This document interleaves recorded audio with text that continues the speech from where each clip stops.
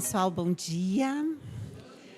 Muito bom ter vocês pertinho, né? Com o nosso primeiro Pratique presencial, podendo olhá-los no olho, isso para a gente é muito importante. Hoje é o nosso quarto Pratique esse ano, né? Um evento que para a gente aqui no colégio é muito caro, é muito valorizado, tá bom? Como eu não sigo o protocolo, eu já esqueci de dizer quem eu sou, né? Meu nome... Simone, sendo Simone, né? Meu nome é Simone Panocchia Tahan. Eu sou diretora pedagógica aqui do Colégio Partenon Bom Clima. Tenho muito orgulho de recebê-los aqui no nosso espaço, no nosso território, ver os professores que aqui habitam, ver essas minhas amigas da PUC, né, que me constituem tanto. Ter a honra de ter a professora Vera Placo, que é a minha orientadora por tanto tempo, né, de sempre e para sempre, né, professora? As minhas colegas e recebê-los, vocês aqui no colégio, né, o pessoal que a gente tem viu nas outras edições do Pratique só à distância, hoje a gente está recebendo vocês aqui. Toda essa parte de prática da socialização tem um motivo, né? Não é à toa que a gente inventou o Pratique. O Pratique foi inventado, para quem não sabe, no meio de uma pandemia, né? Nós estávamos sem poder nos ver, aquela angústia toda que todo mundo viveu, né? De não saber muito bem como ia fazer, transformar a escola, que é algo que é tão peculiar do olhar, do estar junto, das relações humanas, à distância. Os professores passando muita tensão, porque eles estavam desnudados, né? Eles entraram dentro das casas das pessoas. As famílias também muito angustiadas, mas se sentindo também na posição de entender de educação e também questionar esses professores o tempo todo. Então, foi uma forma, nós estávamos numa reunião, eu e os coordenadores, eu falei, gente, que tal, então, a gente propor uma socialização de práticas para que esses professores consigam enxergar que eles são potentes, que eles são autores, que eles podem se sentir empoderados da própria prática, né? Isso, gente, era para acontecer dentro da escola, né? E aí, quem me conhece um pouquinho sabe que eu não consigo as coisas muito pequenininhas. Eu falei, gente, já que vai fazer para dentro da escola, que tal, então, a gente poder abrir, né? Porque, assim, não são só os professores do Partenon que estão se sentindo angustiados e que estão precisando de um reforço, né? De uma energia a mais. Aí o pessoal gosta mais ou menos dessas minhas ideias, mas, enfim. E aí, então, nasceu o Pratique. Então, os 3 primeiros anos foi um evento híbrido, né? Foi um evento totalmente à distância, de forma remota.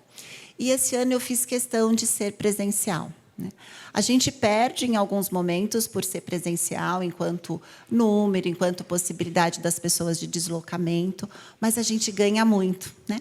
No olhar, no convívio. Então, é nesse lugar que esse Pratique surgiu. Tá? Ele surgiu com a missão, né, com o princípio de valorizar a prática docente, de valorizar o que a gente faz de melhor na escola, né? De toda a nossa energia, de toda a nossa responsabilidade, o nosso compromisso com o outro, que cada um de nós tem. E o professor, a gente tem essa escola, para quem não sabe, ela foi fundada por professores, né? Um professor de matemática, uma professora de português. Então, a gente tem isso muito forte enquanto essência, né? De valorizar esse profissional, né, que é tão desvalorizado aí no nosso país, infelizmente. E que é só por meio da educação, né, gente, que a gente vai construir uma sociedade aí mais humana, mais igualitária, mais justa. Então, é nesse lugar que nasceu o Pratique. Tá? E esse ano, nós tivemos a honra de convidar, e do professor Antônio Nova aceitar, da gente conversar sobre a autoria docente, né, que tem tudo a ver com essa história do Pratique, né? A gente precisa se empoderar do lugar que a gente ocupa, sabe? Eu tenho escrito muito sobre essa necessidade de reocupação e de reconhecimento do nosso lugar. Então, a gente precisa se colocar em cena do lugar que a gente ocupa sempre, né? E fazer uso dele. E saber que nós somos fortes e potentes o bastante para estarmos ali. Tá? Então, é nesse lugar que o Pratique desse ano vem. Sejam muito bem-vindos, tá bom? A casa também é de vocês, essa casa tem um coração enorme. E a gente vai passar um sábado aí com bastante troca, bastante conversas e olhares, tá bom? Léo? Então, o Pratique é organizado desde 2020, na pandemia, pelo Colégio Partenon e pelo GPSim. Eu estou aqui representando o GPSim, que é o grupo de estudo e pesquisa em ensino de ciências e matemática, cadastrado no CNPq, na Unifesp. E a nossa pauta principal é exatamente, ela vai de encontro à meta do Pratique. É ir de encontro com o professor, que está na sala de aula. Tá? Esse professor, que é um autor, que é um detentor de saberes, que é um profissional, principalmente. Então, a gente trabalhar esse professor como o profissional que ele é. E, por ser um profissional, ele estuda muito, ele tem muitos conhecimentos, e ele, para dar aula, tem que estar sempre nessa formação continuada, ele tem que estar sempre pronto para esses desafios que estão vindo. O Pratique, então, como a Simone colocou, ele começa em 2020, numa pandemia. Foi um Pratique feito um objetivo interno, um objetivo regional, só que nós tivemos professores do Brasil inteiro, tivemos professores de Portugal, e que participaram. E foi um Pratique feito totalmente de forma artesanal. A gente um congresso feito no Google Forms, de inscrição, e foi assim, e conseguimos muitos inscritos, e aí a gente foi tentando nos outros anos. Em 2021, o Pratique foi feito junto com o Congresso dos Movimentos Docentes, na Universidade Federal de São Paulo. Esse congresso, inclusive, teve a participação do professor Libânio, da professora Vera Placo, que está aqui presente, que também me deixa muito feliz de estar fazendo um congresso juntamente com a professora aqui. E, no ano passado, em 2022, a gente foi tentando profissionalizar esse congresso. A gente teve muitos inscritos, tá? A gente está falando de na casa de 300 inscritos sempre nesses congressos. E, no último ano, a gente conseguiu, inclusive, publicar um livro. Tá? Alguns já receberam, inclusive, a gente está com os exemplares impressos. E aí esse livro, inclusive, do último Pratique, é aberto. Tá? Esse aqui é o QR Code, é um e-book aberto, gratuito, tá? Que são os relatos de prática do último evento. Depois, quem quiser, a gente tem todos os links aí para vocês terem acesso ao livro. E aí, nesse ano, a gente, sempre tentando profissionalizar cada vez mais, agora presencialmente, a gente tem, então, a abertura agora oficial do congresso. E a gente teve a honra de receber o professor Antônio Nova aqui com a gente. O professor Antônio Nova dispensa apresentações, tá? Mas o professor é professor catedrático na Universidade de Lisboa, é reitor honorário da Universidade de Lisboa e é um grande nome da área de formação de professores, então acho que não teria melhor forma de abrir o congresso. Tá?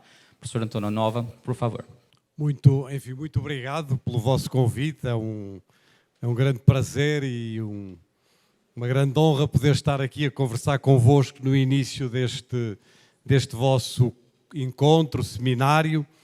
Espero ser capaz de partilhar convosco 3 ou 4 ideias muito simples e depois ficarei à vossa disposição para alguma conversa e deixar-vos aí também o meu e-mail para futuros encontros ou partilhas ou dúvidas ou questões que vocês queiram colocar depois desta minha fala. Eu aceitei o vosso título de Práticas Compartilhadas, uma ação essencial para o fortalecimento da identidade docente, sendo que a mim a palavra não é muito boa, mas o que talvez me interessa hoje mais é a ideia de uma profissão compartilhada, não é? Isto é, o conceito de práticas é às vezes um conceito um bocadinho dicotómico, com prática, teoria, etc.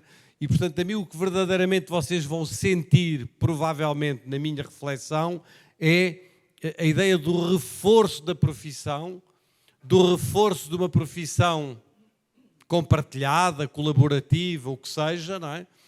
E da importância dessa centralidade da profissão. Portanto, no fundo, o meu argumento vai ser muito por aí, ainda que, obviamente, a dimensão das práticas compartilhadas vai aparecer. E como sei que estamos próximos do Dia Mundial do Professor, gostaria de vos chamar a atenção que no Brasil é 15 de outubro, mas que no mundo é dia 5 de outubro.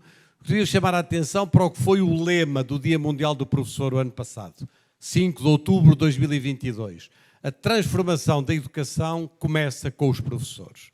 E, portanto, esta ideia, que é uma ideia forte, que nós elaboramos no tempo em que eu estava na Unesco, isto, na verdade, a iniciativa do Dia Mundial do Professor é da Unesco, da Organização Internacional do Trabalho, da Unicef e da Internacional da Educação, tem a ver com o facto de reconhecermos que estamos num momento de grandes transformações, num momento de grandes mudanças, é disso que vos falarei, e que neste momento não vale a pena imaginar que a mudança vai aparecer da tecnologia ou que a mudança vai aparecer de uma qualquer novidade extraordinária.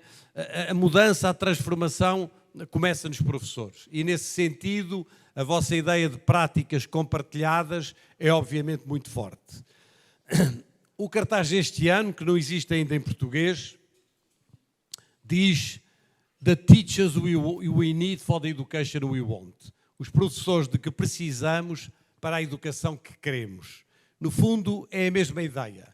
Não vale a pena querer uma determinada educação se não tivermos os professores que deem corpo, não é? Que sejam protagonistas dessa educação que queremos. E, portanto, é a ideia da Unesco. A nossa ideia, e como talvez saibam, eu estive na Unesco nos últimos 4 anos como embaixador da Unesco, de 18 até final de 21, a nossa ideia é uma ideia muito de voltar a dar centralidade aos professores. E falar de dar centralidade aos professores é fazê-lo no momento em que os professores parecem um pouco perdidos. Como dizia a Simone muito bem, parece que perderam o seu lugar, parece que perderam uma certa presença nas escolas e na educação, parece que perderam uma certa centralidade, parece que perderam uma certa identidade, parece que há um desencanto por um lado, há uma certa desorientação pelo outro, e a Unesco diz: se não conseguirmos voltar a dar centralidade a esta profissão, é muito difícil enfrentar os desafios de futuro. Enfrentar desafios em relação aos quais todos temos dúvidas, não sabemos como será o futuro, não sabemos como serão as escolas, não sabemos como será a educação, mas se não dermos aos professores essa segurança, não é? É muito difícil mesmo, reverter a situação atual da educação no mundo. É um desastre, não é? E é um desastre que já existia antes da pandemia e tornou-se uma verdadeira catástrofe depois da pandemia. Segundo a Unesco, há cerca de 300 milhões para mais de crianças e de jovens que estão fora da escola. É um número absurdo. Mas talvez pior do que isso, há cerca de 2 bilhões de crianças e de jovens que estão na escola, mas destes 2 bilhões, metade, 1 bilhão, sai da escola sem ter aprendido quase nada. Cerca de metade dos alunos que estão 7, 8, 9 anos numa escola, saem de uma escola sem terem aprendido praticamente nada. Nós estamos perante um desastre que a pandemia acentuou, que a pandemia tornou ainda mais clara, porque pôs mais crianças fora da escola, sobretudo meninas. Quer dizer, há regiões inteiras do mundo onde aquelas meninas de 10, 11, 12 anos que durante a pandemia não foram à escola, nunca mais voltam à escola. Portanto, estamos perante uma situação dramática e para responder a essa situação dramática, a Unesco, Nações Unidas, apela a essa maior centralidade dos professores e é disso que eu vos vou falar. Não é? já não estamos no tempo de um certo conforto dos professores, de um conforto em que os professores podiam ser pobres, porque os professores no passado eram pobres. Nós temos uma certa nostalgia do passado. Mas a nostalgia do passado era de uma profissão muito pobre, sobretudo dos professores ditos primários, mas tinham uma coisa que nós perdemos. Tinham uma identidade. Tinham uma identidade. Sabiam o que estavam a fazer. Sabiam o que era a sua pedagogia, sabiam o que era o seu trabalho. E nesse sentido, para não elaborar muito sobre isso, eu trago-vos uma pequena citação do Darcy Ribeiro, que é um educador brasileiro absolutamente extraordinário, que numa das passagens do Darcy, o Darcy diz isto, que eu acho uma pérola. Não sei se vocês dizem a palavra pérola, não é? Mas que é uma pérola. Eu acho que tenho sempre esse problema quando falo, não é? Porque nunca sei as palavras que vocês utilizam ou não é? E às vezes, enfim. Mas eu sei que a Simone, e pelo menos algumas experiências, vão-me dizer a mesma coisa no final. Eu estou a falar muito devagar, já perceberam, não é? Porque os portugueses falam mais rápido, não é? Eu, se fosse em Portugal, nesta altura, já teria dito o dobro das palavras que disse, não é? Mas estou aqui a tentar martelar as sílabas todas, não é? Com a esperança de que me possam dizer a mesma coisa que me disse um taxista em Brasília aqui há um par de anos, não é? Ele disse-me, olha, gostei muito de conversar com o senhor, nós tínhamos tido uma bela conversa, mas o homem achou que o elogio de que tinha gostado de falar comigo não era suficiente. Então virou-se para mim e disse, olha, gostei muito de falar com o senhor. E até lhe quero dizer mais uma coisa. O senhor, para um estrangeiro, até que não fala muito mal português, não é? E portanto, eu espero que vocês digam, o homem é estrangeiro, mas entende-se alguma coisa do que o homem diz, não é? E esta pérola do Darcy Ribeiro, sobre essa espécie de identidade, o Darcy, num dos textos deles, diz assim, foi a professora primária, com o seu quadro negro e suas caixas de giz, que educou o mundo, não é? Esta ideia da professora primária, com o quadro negro e as caixas de giz, que educou o mundo, dá-nos justamente essa ideia de uma identidade muito sólida, não é? É claro que nós hoje somos todos contra o quadro negro, somos todos contra a caixa de giz, somos todos contra a sala de aula tradicional, muitas vezes mal, porque há muita coisa ainda positiva nessa sala de aula, mas o que o Darcy estava a dizer é que havia ali uma identidade que hoje os professores perderam, E é disso que eu vos quero falar, não é? E perderam muitas vezes com discursos, porque as palavras contam, as palavras interessam. As palavras não são só palavras. As palavras são ideias, as palavras são ideologias, as palavras são posições. Com palavras que parecem muito modernas, que parecem muito... que todos nós dizemos, mas que muitas vezes diminuem, corroem, não é? Desgastam a própria profissão docente. E eu recentemente estive com um colega nosso catalão, o Jorge La Roça, e o Jorge La Roça dizia-me, António, eu acabei de escrever uma lista de coisas do que os professores não são, do que não é um professor. Não é? Está no livro dele, Esperando não se sabe o quê, do ofício de professor. Não é? E eu acrescentei aqui uma outra lista, mas a lista é longuíssima. E o Jorge La Roça escrevia assim,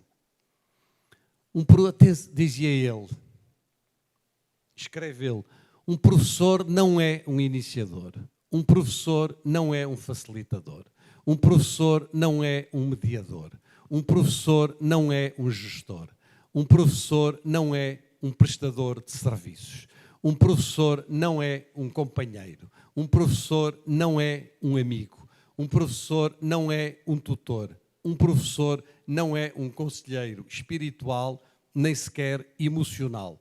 Um professor não é um líder, um professor não é um animador, um professor não é um guia, um professor não é um colaborador, um professor não é um mentor, etc, etc, etc.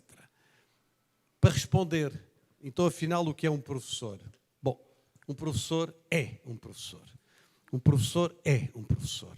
E para negar esta espécie de coisas que chamam aos professores, de todos os nomes que chamam aos professores e que muitas vezes o retiram dessa centralidade e dessa centralidade que é decisiva para enfrentar os desafios do futuro. Claro que nós temos que fazer muitas destas coisas, claro que nós temos que ser muitas destas coisas, claro que nós temos que cumprir muitas destas funções, mas não nos chamem estes nomes. Digam-nos e afirmem a identidade do professor, a identidade da profissão docente, e essa marca é uma marca que eu gostaria muito de vos trazer aqui. Claro que estes nomes são ditos num momento em que há muitas ilusões e muitas tendências que anunciam o fim da escola e dos professores. E essas tendências, que eu designo muitas vezes por futuristas, por uns certos devaneios, são tendências muito perigosas para pensar o futuro dos professores. Elas vão desde tendências que eu designo por domesticação, isto é, de uma escola em casa, de uma escola doméstica, de uma escola no interior de um determinado espaço domiciliar, que a pandemia acentuou, às tendências da tecnologização e da ideia que as tecnologias vão resolver os problemas da educação e de que as tecnologias são a solução para os problemas da educação. As tecnologias não são nenhuma solução, a pedagogia é uma solução. Os problemas tecnológicos não são tecnológicos, são pedagógicos. A maneira como eles são utilizados. Que vão desde a domesticação à tecnologização, passando pela ubiquidade, por esse discurso muito popular de que a escola tem lugar, que a educação tem lugar em todos os tempos, em todos os lugares, de toda a maneira, em casa, na rua, nas tecnologias, no virtual, etc. Tudo isto são tendências, não é? Que de algum modo vão desgastando a instituição escolar e desgastando a própria profissionalidade docente. E é por isso que, acima de tudo, eu julgo que nós, nesta fase, temos que defender a importância das escolas e dos professores. A defesa das escolas e dos professores, a defesa da instituição escola e a defesa da profissão professor são centrais para pensar o futuro da educação. Claro que não é a mesma escola, claro que não são os mesmos professores, mas é central para não nos deixarmos iludir com estas fantasias que são extraordinariamente prejudiciais para pensar o futuro da educação. E defender a importância da escola e dos professores é dizer que nada acontece naturalmente. A educação não acontece naturalmente. A educação exige trabalho, exige preparação, exige esforço, exige compromisso de mestres e de discípulos.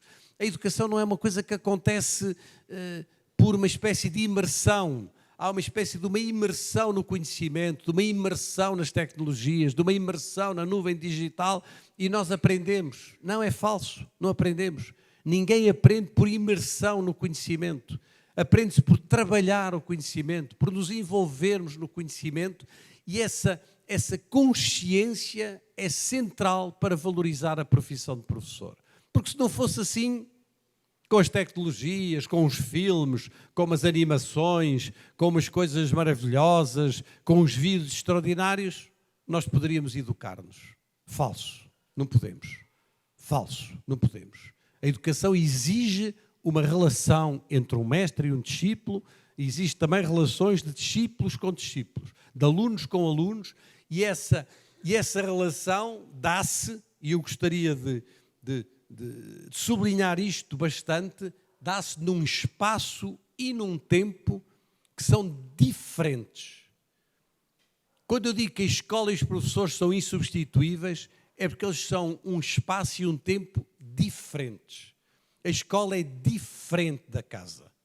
A escola é diferente da sociedade. A escola vive num tempo diferente do tempo social, do frenesim, do frenético do tempo social. O interesse da escola é instaurar uma relação com o conhecimento num espaço e num tempo diferentes. Se a escola achar que para ser moderna tem que ser igual à sociedade, a escola perdeu todo o seu interesse.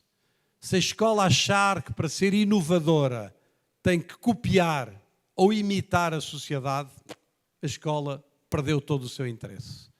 Se a escola entender que deve trazer a sociedade para dentro da escola, nesse sentido mais básico, a escola perdeu todo o seu interesse. Portanto, o interesse da escola e dos professores não é prolongar a casa, não é prolongar a família, não é imitar a sociedade, é ser diferente da casa, diferente da família, diferente da sociedade. Numa diferença que se poderia definir até de uma maneira muito simples. E talvez uma das maneiras mais simples de definir essa diferença é que a escola é o lugar onde estão todos, venham de onde vierem, venham de que cultura vierem, de que etnia vierem, de que crença vierem, de que religião vierem, de que maneira... Estão ali. É um trabalho que se faz em comum com os outros e é um trabalho que se faz num espaço que é um espaço protegido.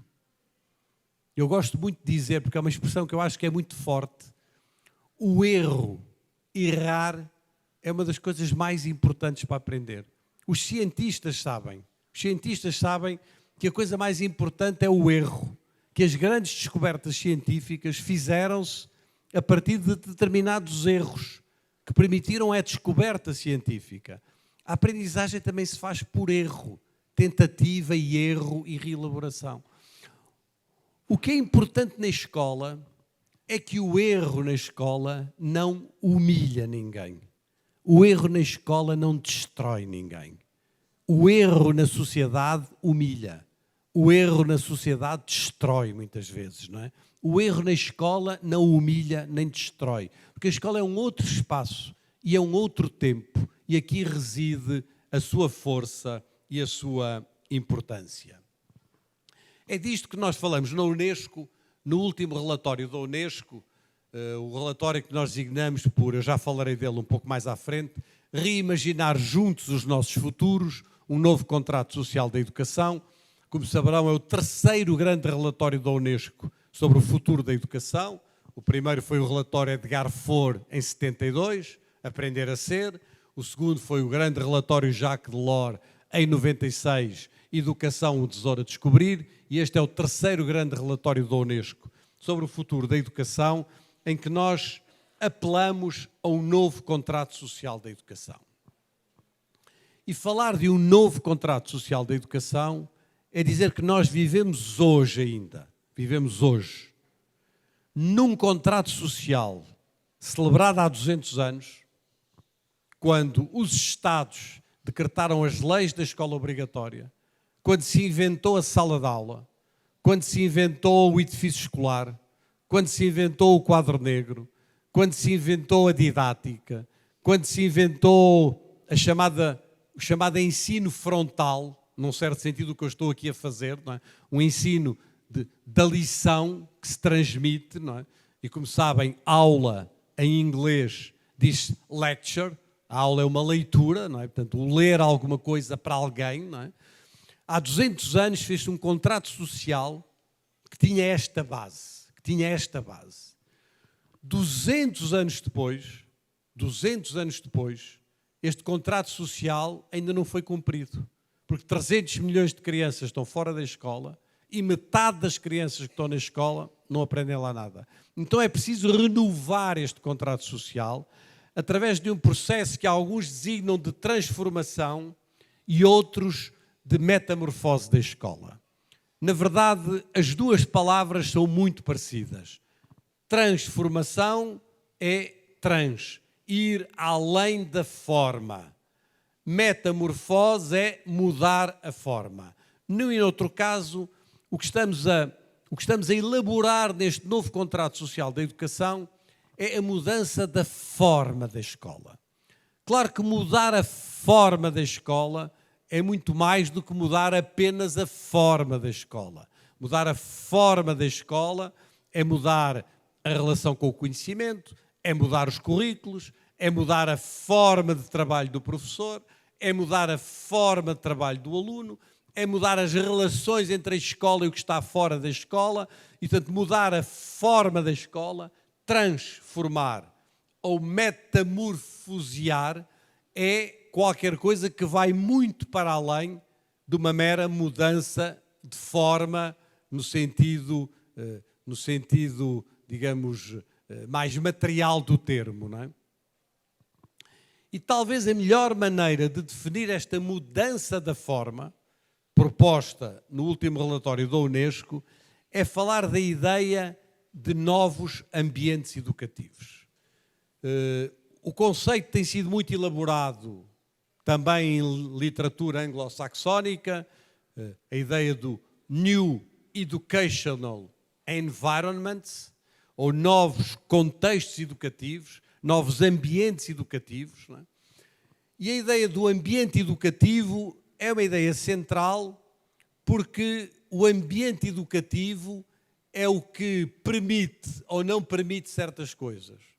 Eu, neste ambiente educativo que vocês aqui montaram, podemos fazer certas coisas, há outras que não podemos. Se eu quiser aqui colocar-vos a comunicar uns com os outros, é muito difícil. Este ambiente educativo é difícil que as pessoas comuniquem umas com as outras, ou que as pessoas trabalhem em grupo, ou que as pessoas façam coisas diferentes. Este ambiente educativo é um ambiente que está preparado para certas coisas e despreparado para outras, que permite certas coisas e não permite outras coisas, não é? E por isso é provável que a escola que nós estamos agora a construir e que já se está a construir em muitos lugares tenha mais ambientes educativos deste tipo. Mais ambientes educativos deste tipo, não é? Em que vêm crianças a trabalhar em coisas diferentes, crianças a trabalharem com outras crianças, crianças a trabalharem com os professores. Portanto, ambientes educativos que são muito diferentes do ambiente educativo tradicional da sala de aula. Que são muito diferentes deste ambiente educativo, com mais quadro verde ou mais quadro negro ou mais quadro branco. Este ambiente educativo foi um ambiente extraordinário. Foi uma invenção extraordinária. Isto que aqui está é uma coisa extraordinária. É uma invenção extraordinária, não é? É uma invenção para dar lições. É uma invenção para dar aulas. É uma invenção para transmitir conhecimento. E eu sublinho a palavra transmitir conhecimento, porque nunca me ouvirão criticar a ideia do transmitir conhecimento. Transmitir conhecimento é qualquer coisa que é central para um professor. Ele é muito importante para isso. Foi um ambiente que foi inventado e construído para isso e que tem enormes potencialidades para isso. Mas, obviamente, que é um ambiente educativo onde nós não conseguimos fazer praticamente nada do que há 100 anos andamos a dizer que é preciso fazer. Tomem o credo pedagógico de John Dewey, ou se quiserem o manifesto dos pioneiros da Escola Nova, ou se quiserem os textos do Anísio Teixeira de há um século. O que é que se defende nesses textos? A autonomia dos educandos. A autonomia aqui é muito difícil, não é? O que é que se defende aqui? O que é que se defende nesses textos? Uma pedagogia ou métodos ativos. Devo dizer que eu não gosto do conceito de método ativo, mas não importa. Métodos ativos. Métodos ativos aqui é muito difícil. O que é que se defende nesse tempo? Uma pedagogia da comunicação. Aprender é comunicar com os outros. Aprender é escrever. A escrita vem antes da leitura, muitas vezes. É na comunicação com os outros que nós aprendemos. Comunicar aqui uns com os outros é muito difícil. Pode comunicar o professor com os alunos, mas alunos com alunos é muito difícil. Uma pedagogia da criatividade não é fácil. Uma pedagogia da inclusão, uma educação inclusiva, coisa que está na boca de todos nós. Bom, mas isto não foi feito para incluir. Este ambiente educativo não foi feito para incluir. Foi feito para normalizar. Para normalizar. Que era, aliás, o nome das escolas de formação de professores em todo o mundo. Em todo o mundo, há 200 anos, as escolas de formação de professores chamavam-se escolas normais, porque se destinavam a normalizar a aula, a normalizar a turma, a normalizar a pedagogia, a normalizar o tempo, a normalizar o currículo, a normalizar a avaliação, a normalizar tudo. Portanto, inclusão aqui diversidade aqui é muito difícil. Então nós andamos a pregar um credo pedagógico para um ambiente educativo onde se podem fazer coisas importantes. Eu quero continuar a realçar isso. Eu não acho que é deitar fora isto. Eu não acho que é abdicar disto para uma outra coisa. Não. É metamorfose. É transformar isto sem perder algumas das coisas importantes que estão aqui, não é? E fazê-lo nesses novos ambientes que eu aqui fui apresentando em fotografia, um pouco para me facilitar as palavras e para vocês poderem visualizar o que eu quero dizer. Ora, quando vocês olham para aqui, ou para as outras 4 imagens anteriores, qual é a primeira coisa que vos chama a atenção? A primeira coisa que vos chama a atenção, para além de uma certa diversidade de situações, estes meninos e estas meninas estão a fazer coisas diferentes, não estão todos a fazer a mesma coisa, não estão todos a fazer a mesma tarefa, estão a cumprir coisas diferentes. Talvez a coisa que vos chame mais a atenção, pelo menos a mim é o que me chama mais a atenção, é uma coisa de uma enorme simplicidade. De uma enorme simplicidade, mas que é a chave. É a chave do processo de transformação ou de metamorfose da escola. E essa coisa é o trabalho. Os meninos e as meninas, os alunos que estão ali estão a trabalhar. Estão a trabalhar. Não estão a ouvir apenas um professor. Não estão a trabalhar. Trabalhar no sentido mais genuíno do termo. Estão a ler, estão a escrever, estão a estudar sozinhos, estão a estudar em grupo, estão a resolver problemas, estão a desenvolver temas, estão a fazer determinadas criações, estão a trabalhar. Estão a trabalhar. O Alain, o célebre filósofo francês, escreveu, por acaso, curiosamente, lembrei-me ontem, foi precisamente há um século, 1923. O Alain escreveu uma provocação aos professores, dizendo assim: eu sonho com uma escola em que quem trabalha são os alunos e não os professores. E é isto que eu vos estou a apresentar. É uma escola onde quem trabalha são os alunos.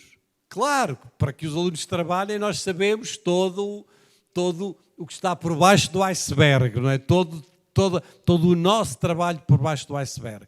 Mas o que verdadeiramente conta ali é o trabalho, não é? E é nestes novos ambientes educativos, a ideia do trabalho é uma ideia central, porque não é possível, em ambientes educativos, em que toda a gente está implicada no trabalho, não é possível deixar ninguém para trás. O tal 1 bilhão de crianças que esteve 9 anos na escola sem aprender nada, é impossível aqui. Porque eles estão à volta de uma mesa, estão a 3 ou a 4, estão a desenvolver projetos, cada um está a contribuir. Portanto, a ideia de inclusão e de diversidade aparece com uma naturalidade neste ambiente que não aparece no ambiente tradicional anterior. E para alguns que se interessam pela história da educação, vou mesmo dizer-vos uma coisa que alguns talvez não saibam, não é? O Anísio Teixeira, em todo o mundo, houve o grande movimento da Escola Nova. Já vos disse que eu não gostava do conceito de métodos ativos. Vou-vos dizer também que não gosto do conceito de escola nova, nem de educação nova, porque na verdade não quer dizer nada, não é? Quer dizer, isto é nova. Todos os anos há uma educação nova, há uma escola nova. E isto consagrou-se como o grande movimento do Dewey, do Claparede, da Montessori, do Freinet, enfim, do Anísio Teixeira. Foi um grande movimento que ainda é o movimento do nosso ideário. O nosso ideário ainda está muito neste movimento. O que talvez poucos saibam é que antes de se chamar Escola Nova, este movimento tinha uma outra designação. E a designação deste movimento, antes de se chamar Escola Nova, era Escola do Trabalho. Era Escola do Trabalho, não é? E depois tiveram medo da palavra trabalho. Tiveram medo da palavra trabalho. Tiveram medo que trabalho se confundisse com trabalho infantil, ou com trabalho mecânico, ou com trabalho rotineiro, ou com trabalho profissional. Tiveram medo da palavra trabalho, que ela fosse equívoca, e adotaram o termo Escola Nova, que obviamente é muito menos interessante que o conceito de escola do trabalho. Portanto, se quisermos definir, não é, o que é esse processo de transformação da educação ou da escola, eu julgo que a chave está nestes dois conceitos. Novos ambientes educativos onde os alunos trabalham. Este é o ponto. Este é o ponto central, onde os alunos trabalham. Estudam, envolvem-se, criam coisas, estão integrados num processo de aprendizagem, num processo de formação, num processo de conhecimento. Não é? E isso é o que nós dizemos na parte central do relatório da Unesco, do tal relatório designado, traduzido em português por Reimaginar Nossos Futuros Juntos, um novo contrato social para a educação. Devo dizer, enfim, é uma petite histoire, uma pequena história, mas na pequena história para dizer que até à última hora, até o último momento do relatório, o relatório esteve para se chamar apenas Juntos, não é? Ter um título apenas forte, em inglês, Together.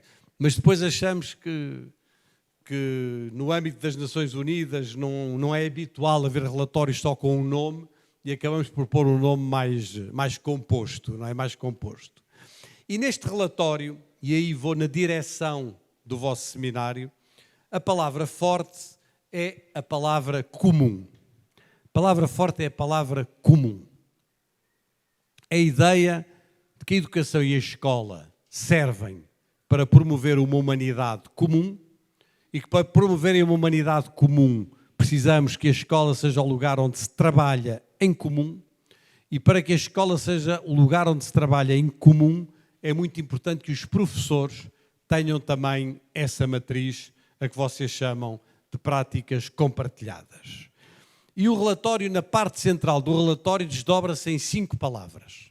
Em 5 palavras, que são as palavras que eu agora vos trarei em 2 ou 3 minutos cada um. O desdobramento do comum é feito através de 5 palavras: a cooperação, a convergência, a colaboração, a convivialidade e a cidadania. Talvez alguns tenham visto esta 4ª palavra seja a mais estranha, a palavra convivialidade. Ela vem, na verdade, do Ivan Illich, do grande pensador austríaco que fez o seu trabalho, sobretudo em Cuernavaca, no México, que escreveu aquela obra Sociedade Sem Escolas, de que todos conhecemos, não é? Foi um grande amigo do Paulo Freire e que escreveu naquela altura alguns conceitos muito interessantes, nomeadamente o conceito de rede. A primeira vez que se utiliza o conceito de rede é utilizada pelo Ivan Illich em 1972. E utilizada o conceito de rede, não é? E ele tem necessidade de pôr uma nota de rodapé a dizer rede é uma palavra estranha, é uma palavra... Eu não gosto desta palavra, mas não encontro outra. Para eles, rede tinha ainda um significado... Ele, aliás, julgo que na versão inglesa põe como se fosse uma rede de esgotos, de canais de esgotos. A palavra não é boa, mas não encontro outra, não é? E a palavra rede depois, enfim, tornou-se o que se tornou nos últimos 50 anos. E ele introduz este conceito de sociedade convivial, não é? Utiliza o conceito de convivial ou de convivialidade justamente para marcar a necessidade de vivermos em sociedades em paz com os outros e, diríamos nós hoje, em paz com a terra também. Não é? Ora, estes 5 conceitos são os conceitos centrais do relatório da Unesco. E eu vou tentar brevemente explicá-los, em 2 minutos cada um, porque ao explicá-los eu julgo que eu estou a ir no sentido que vocês querem, enfim, acentuar neste vosso seminário. Pedagogia igual a cooperação. A pedagogia da cooperação é o centro do processo de transformação da educação e da escola. Claro que o Freinet existe há muitos anos, claro que a pedagogia cooperativa tem muitos anos, mas ela nunca ganhou raízes nas nossas escolas. E falar em pedagogia da cooperação é dizer que mais importante do que dar aulas. Eu não digo que dar aulas não seja importante, mas mais importante do que dar aulas é conseguir que os alunos estudem e trabalhem uns com os outros em cooperação. A ideia da cooperação é central. Porquê? Porque nós esquecemos-nos de uma coisa nos últimos 200 anos. Esquecemos-nos de uma coisa. Esquecemos-nos que os alunos aprendem com os professores, certo? Isso nós sabemos, mas esquecemos que os alunos também aprendem uns com os outros. Houve uma espécie de um esquecimento sobre isto, não é? De um esquecimento. E, sobretudo, esquecemos que em muitos casos os alunos aprendem mais uns com os outros do que aprendem com os professores, não é?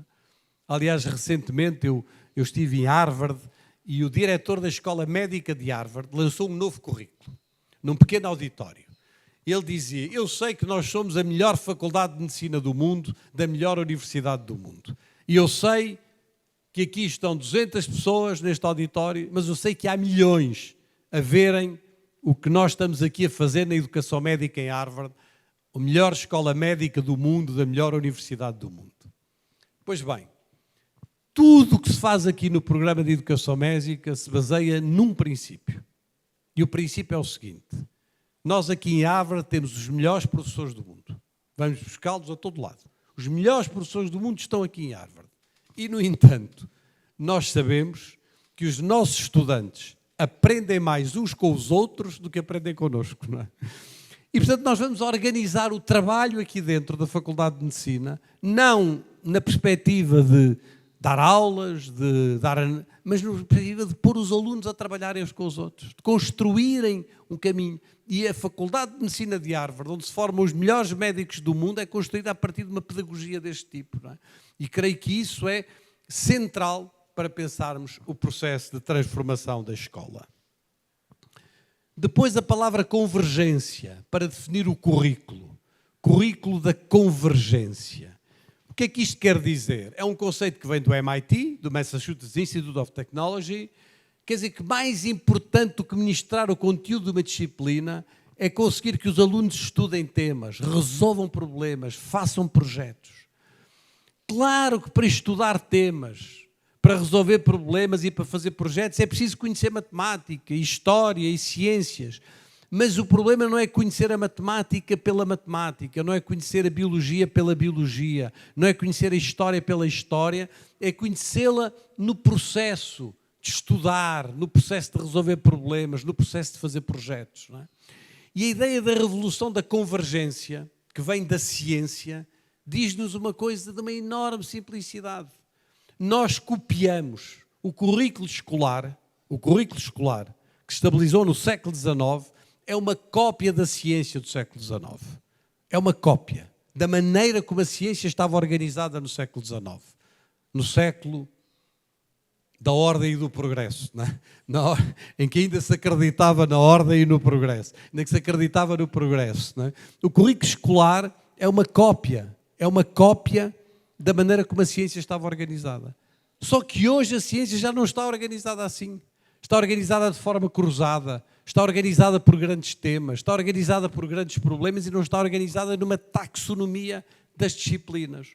A convergência, um currículo que seja um currículo da convergência é central para percebermos os desafios do futuro.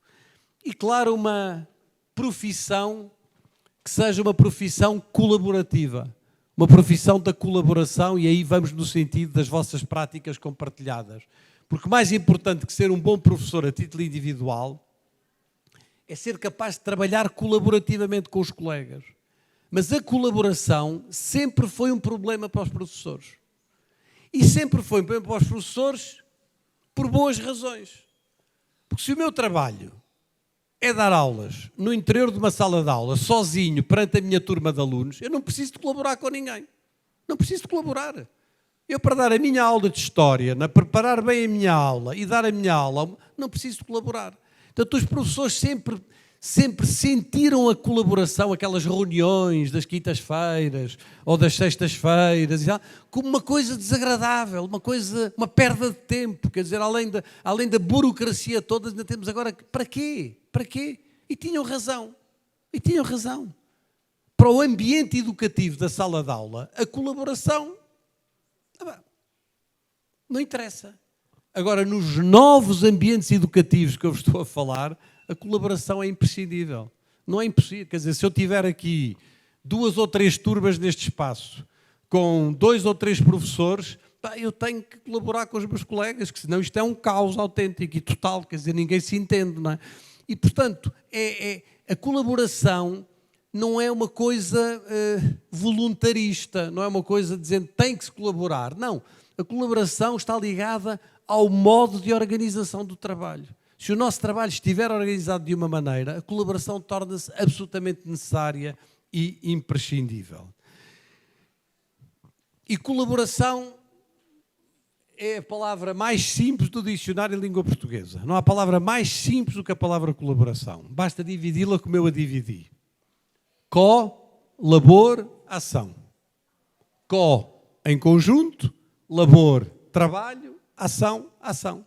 Ação através de um trabalho conjunto. É a palavra mais fácil de definir e isso implica um novo modelo de organização do trabalho. Um novo modelo de organização do trabalho dos professores. Depois, convivialidade para definir a instituição escolar. E aqui vem um tema que é um tema central, que é o aprender a viver com os outros. Não é? Nós não temos. As sociedades do século XXI perderam. Eu não quero ser muito radical, mas perderam praticamente todas as instituições onde era possível trabalhar o comum, trabalhar a vida em comum, trabalhar o comum com o outro que é diferente de nós, que pensa de maneira diferente, que vive de maneira diferente, que tem outras opções. As sociedades perderam. A única instituição onde esta ideia do trabalhar o comum ainda é possível é a escola.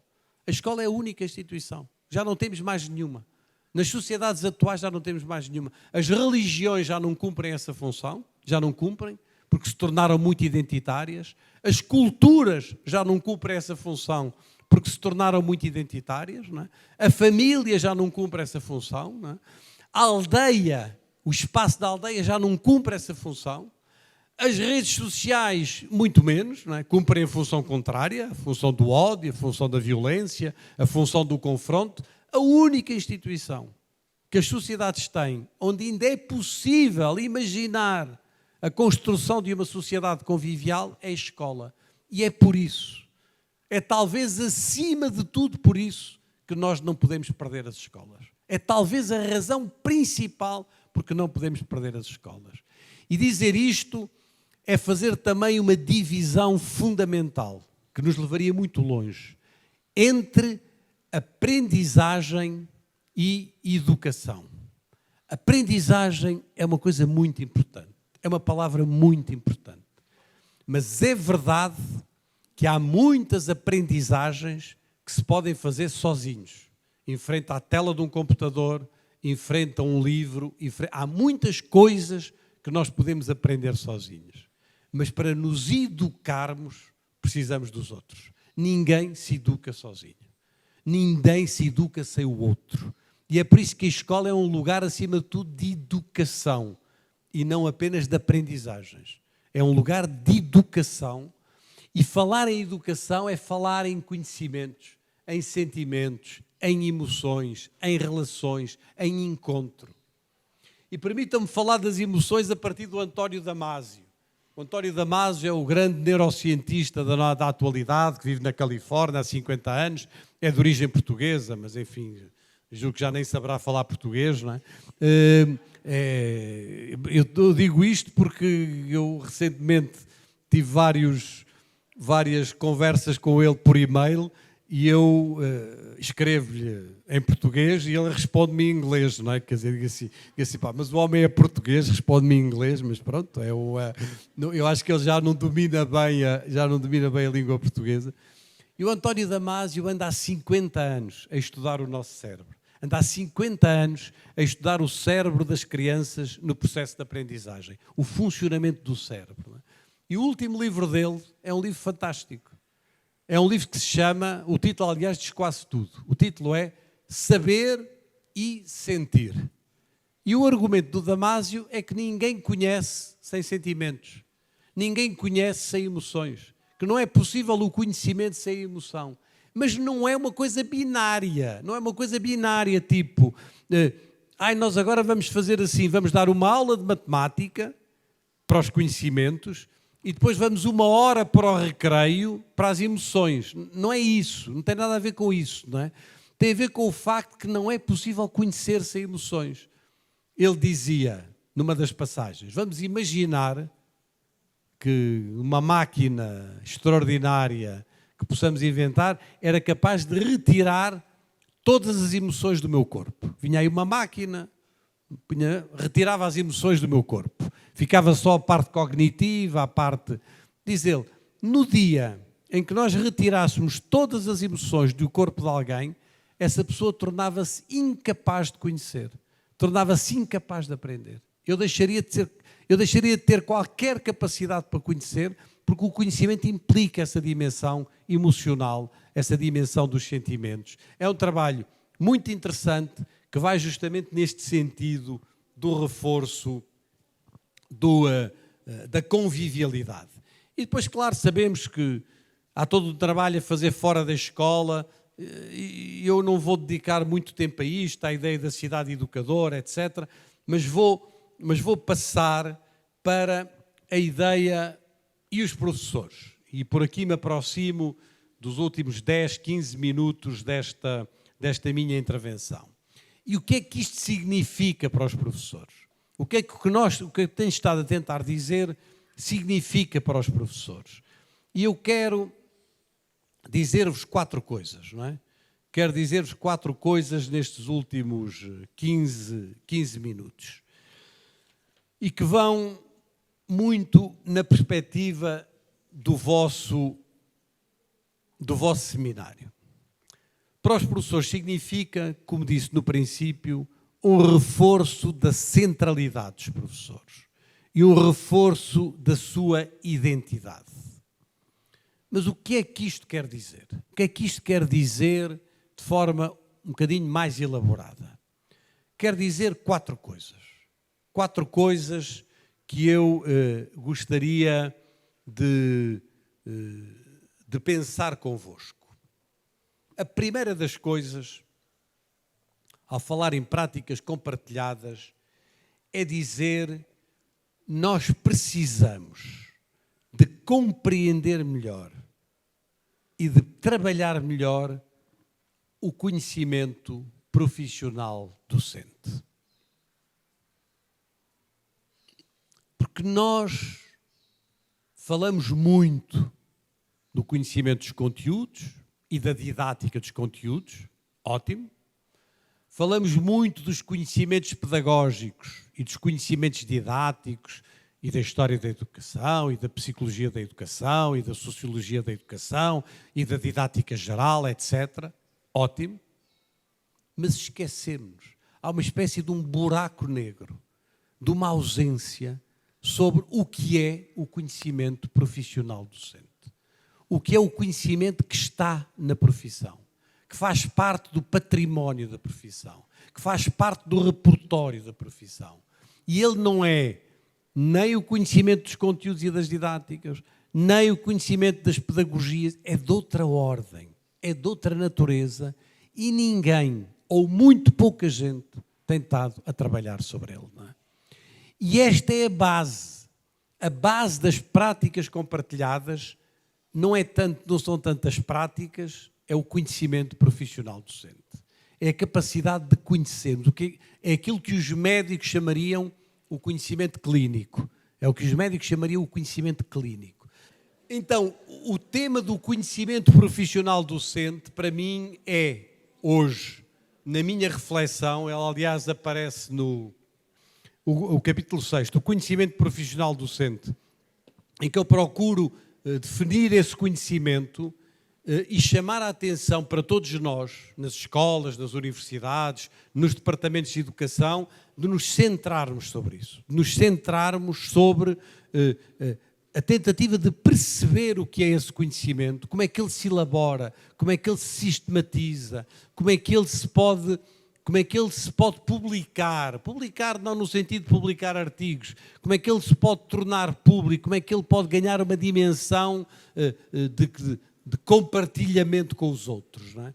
Este parece-me um trabalho central para a ideia de uma profissão compartilhada e esta ausência tem sido fatal para os professores. E tem sido fatal porque, na verdade, este é o único conhecimento que é específico deles. Os outros não, os outros são dos universitários, são dos pesquisadores.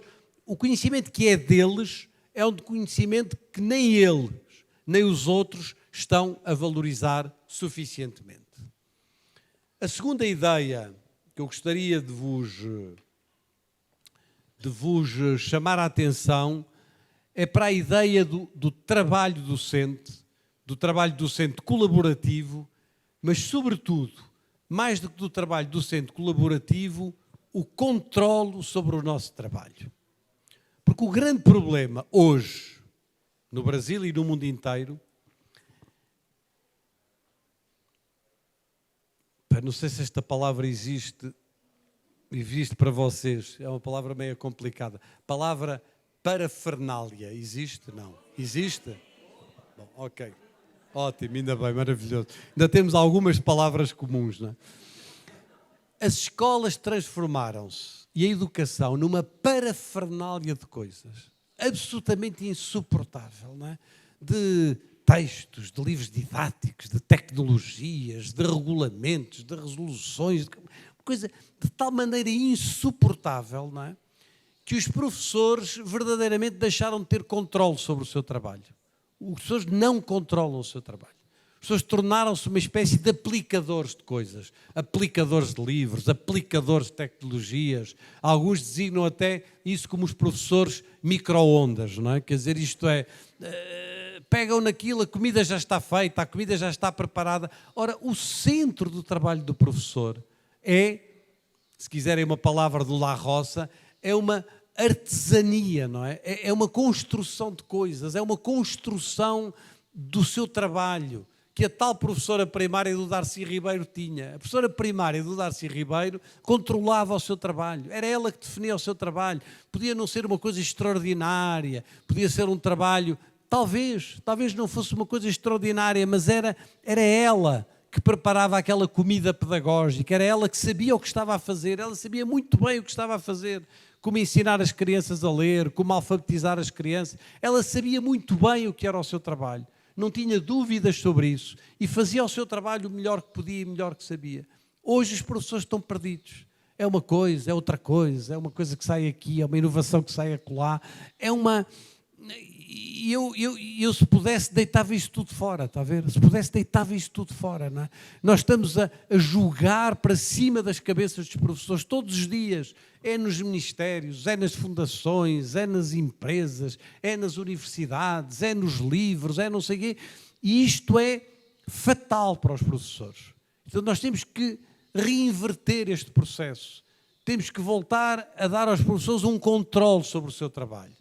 Mas hoje, evidentemente, o controlo sobre o trabalho docente já não é um controlo meramente individual, como no tempo do Darcy Ribeiro. É um controlo que tem uma base coletiva, tem uma base colaborativa, e isso é absolutamente central para conseguirmos enfrentar alguns dos desafios do futuro.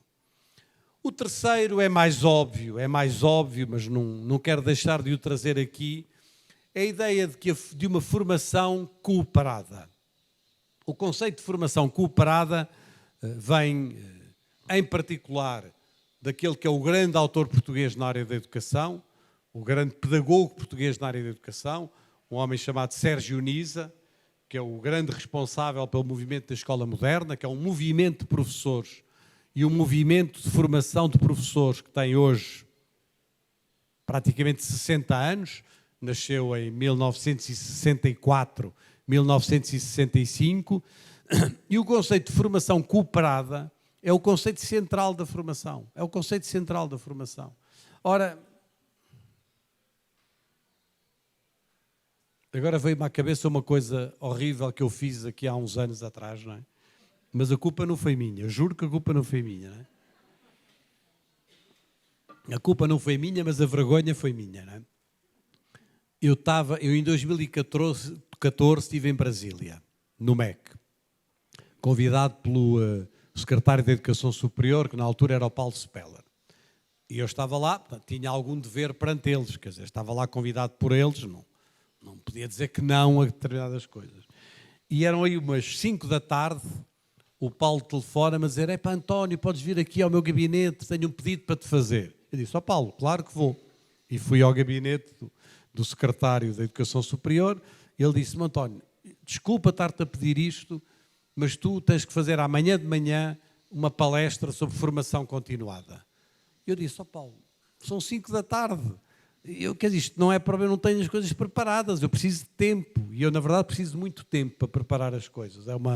Aliás, é um dos dramas da minha vida, as pessoas pedem prefácios, pedem coisas, e eu digo: eu não tenho tempo. Professor, escreve isso numa hora. Não escrevo, demoro tempo a pensar e a escrever e a elaborar as coisas. E o Paulo insistia, e eu dizia: ó Paulo, epá, não... mas é que nós temos 2.000 pessoas que vêm do país inteiro, tínhamos previsto uma abertura com o ministro ou com não sei quem, o ministro não pode, nós temos que ter alguém que não sei quê. Bom, ele insistiu tanto que eu disse: ok, eu faço a palestra. E às 9 da manhã do dia a seguir, lá fiz a palestra sobre formação continuada para aquelas 2.000 criaturas que estavam ali e que tinham vindo do Brasil inteiro. Não é? Eu vi que ao longo da palestra as pessoas não estavam a reagir muito, não reagiam muito à palestra. Não é? Mas disse eu: pronto, não estão a entender o meu português, estão a achar que eu falo uma outra língua qualquer e tal, e que ou ainda é muito cedo de manhã, ainda não acordaram, não é? E, bom, não sei, não liguei muito. Mas pronto, lá fiz a palestra. A palestra acabou, eram 10 horas, e eu fiquei na sala para ver o que vinha a seguir. Não é? E passado 5 minutos percebi tudo, não é?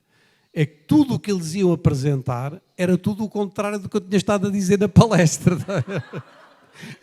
Eu tinha estado a defender uma formação cooperada, entre pares, construída no espaço da escola, através de grupos de reflexão, e eles iam apresentar uns extraordinários catálogos de formação, não é? Com 237 cursos diferentes que eles iam fazer, não sei o quê, e eu tinha estado a dizer que justamente os catálogos de formação não serviam para a formação continuada. Não é? E, portanto, eu cometi uma enorme indelicadeza, mas a culpa não foi minha. A vergonha foi, mas a culpa não foi, não é? E, portanto, no fundo, fazer a formação tem que ser isto. Quer dizer, não há outra maneira de nos formarmos. Não há outra maneira de nos formarmos. Isso quer dizer que os livros não são importantes? Claro que são importantes. Quer dizer, a minha vida é feita de livros. Eu sou como o Darcy Ribeiro, que dizia que a pele dele era feita de livros, não é? Mas são importantes no ato de conhecer, no ato de compartilharmos práticas, no ato de... E esta formação cooperada, e é por isso que a palavra prática é uma palavra que eu às vezes tento fugir dela, não é necessariamente uma formação prática, não é uma formação prática, não é? É uma formação profissional. A Simone disse a palavra no início e a palavra certa é essa. Uma formação profissional. Isto é uma formação que se faz dentro de uma profissão, e uma profissão não é uma questão meramente prática. Uma profissão é prática, é teoria, é cultura, é social, é simbólica, é ideológico. Uma profissão é um conjunto de muitas coisas, não é apenas uma prática. Portanto, eu resisto um pouco à ideia, eu resisto muito à metáfora do chão da escola. Não gosto dessa metáfora. Porque é uma metáfora que pode dar a ideia que os professores são práticos. E os professores não são práticos. Os professores são práticos, são teóricos, são tudo, quer dizer, são um conjunto. A profissão é uma coisa, e por isso é que eu tendo a falar mais em formação profissional ou numa profissão colaborativa do que propriamente no conceito das práticas. Mas percebo muito bem o conceito de práticas e parece-me muito importante que a formação tenha essa componente. E depois a última das coisas, que é sobre ela que eu quero terminar esta minha conversa convosco, que é a liberdade de iniciativa e de experimentação. A transformação da educação, nós não sabemos como vai ser. Não sabemos como vai acontecer. Não temos receitas, não temos soluções, não temos coisas para vos dizer vai ser assim ou vai ser assado. Não sabemos, não sabemos. Eu, há poucos dias, fiz uma palestra para muita gente num município e havia um jornalista muito irritante que andava atrás de mim para tentar dizer diga-me só aqui uma coisa em direto e tal. E eu disse: agora não vou, estou a entrar para a palestra, estou concentrado na palestra, não... Mas o homem vinha atrás de mim. Quando eu subi ao palco, ele veio atrás de mim com a câmara e tal. Só em direto, só uma coisa, qual é a grande novidade que nos vai trazer? E eu já estava tão irritado com aquilo, disse, olha, a única novidade que eu tenho para vos trazer é que não há nenhuma novidade. E o homem ficou muito desiludido e zangado comigo, mas é porque não há novidades na área da educação. Já foi tudo dito, já foi tudo escrito, já foi tudo feito. O Anísio Teixeira tem uma passagem linda, linda, em que ele diz, eu já vi tanta coisa, eu já li tanta coisa, eu já vi tanta reforma, eu já vi tanta política, eu já vi tanto livro, eu já vi tanta pesquisa, eu já vi tanto projeto, que eu agora, diz ao Darcy, o Anísio, eu agora tenho um desespero mudo pela ação. A ideia de um desespero mudo pela ação é isto que eu estou aqui a tentar dizer. É a liberdade de iniciativa e de experimentação. O que nós precisamos hoje, e muito, é de libertar esta capacidade de iniciativa e de experimentação. É da pequena utopia de que falava o Darcy Ribeiro. É de fazer coisas. Nem todas vão dar certo, nem todas vão correr bem. Em algumas vão errar, mas nós precisamos de construir a partir de baixo estes processos. Porque uma coisa é certa, a transformação da educação não vai, mas é que não vai mesmo, surgir de uma nova lei, nem de uma nova reforma, nem de um novo currículo, nem de uma nova teoria, nem de uma nova pesquisa, nem de uma nova tecnologia. Não vai, não vai. Ela vai surgir desta capacidade de iniciativas e da capacidade destas iniciativas, são duas palavras fortes para mim, na capacidade destas iniciativas se arriscar o futuro e se publicar a profissão. Publicar no sentido de tornar pública a profissão, de dar um cariz público à profissão. E isto, duas palavras para mim são muito importantes, à maneira do Edgar Morin. O Edgar Morin é esse senhor absolutamente extraordinário, que tem hoje 102 anos de vida e continua a escrever. Eu não sei como é que o homem escreve com 102 anos, mas escreve e escreve bem, não é? Escreve e escreve bem, não é? Acabou agora de escrever um livro que se chama Encore un moment, que é tipo, esperem lá mais um bocadinho, não me matem já, não é? Esperem mais um pouco, eu ainda tenho coisas para dizer, não é? Um livro que ele começa, aliás, de uma maneira extraordinária, sobre os dilemas do nosso tempo. Quais são os grandes dilemas do nosso tempo? Não é? Os dilemas do digital, os dilemas da inteligência artificial, os dilemas não sei de quê. E depois de apresentar estes dilemas todos, só uma coisa que me deixa muito zangado, muito chateado, é que eu não vou estar cá para saber como é que estes dilemas se resolveram, não é? E eu estive com o Edgar Morin quando ele fez 100 anos. No dia 8 de julho de 2021, estávamos a discutir o relatório da Unesco e o Edgar Morin dizia-me esta coisa extraordinária. Ele dizia-me, António, há milhares de coisas que estão a acontecer no mundo. Milhares de coisas muito interessantes que estão a acontecer no mundo. Qual é o problema? O problema é que estas coisas não se conhecem, estas coisas não têm visibilidade pública, estas coisas estão muito fragmentadas e por isso há muita coisa extraordinária, mas não há ainda, o que ele dizia, um movimento de metamorfose da escola. Porque é preciso que isto seja público, que isto seja compartilhado, que isto tenha uma outra dimensão e é isso que nós precisamos de fazer hoje. O processo de metamorfose da escola, ou de transformação, vai surgir destas dinâmicas, não é? Que obviamente tem também uma dimensão política, porque, digamos, o que nós temos que dizer aos políticos, é parem de fazer leis, parem de fazer resoluções, parem de inventar livros, parem de inventar tecnologias, parem de inventar kits para as escolas, parem dessas burocracias todas, parem com isso tudo, não é? E sejam mais humildes. E a humildade da política hoje é dizer, criem as condições para que esta liberdade possa surgir. Criem as condições para desburocratizar o trabalho nas escolas. Criem as condições para dar um mínimo de liberdade. É isso que nós precisamos de exigir e, num certo sentido, é isso também que eu vou fazer na próxima semana, a partir de segunda-feira. Eu vou hoje para Portugal. E segunda-feira começa uma viagem pedagógica por escolas de Portugal.